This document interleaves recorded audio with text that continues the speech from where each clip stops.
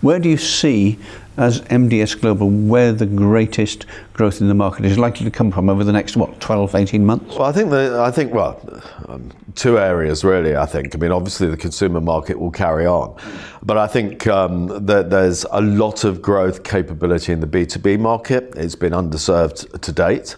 I'll come back to that. And of course in the IoT market. So let me take both of those separately.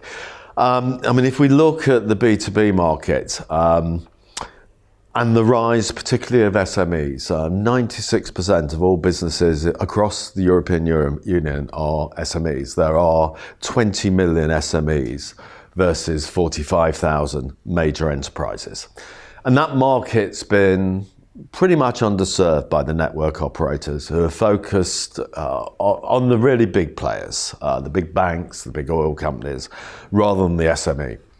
At the same time that the market is developing, the requirements are changing. More and more an SME nowadays wants to buy not just its communication requirements, but also have its IT requirements met by a single service provider. So mobile, fixed line, broadband, as well as maybe some IT offerings like the ability to buy a Microsoft 365 license or the ability to store some data. The average SME across Europe has 6.3 employees in it, and the average SME is served by 2.3 communication service providers, one for mobile, one for fixed, etc.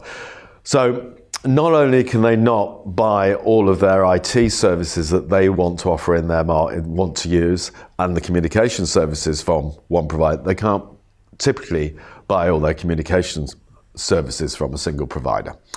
So there's a big opportunity there. And as I say, it's not been well served by the network operators who are focused on the bigger players in the market. And it's clear why they've done that.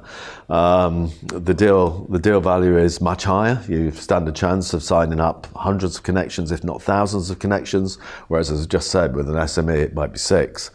Having said that, an SME business is typically more profitable per connection than an enterprise.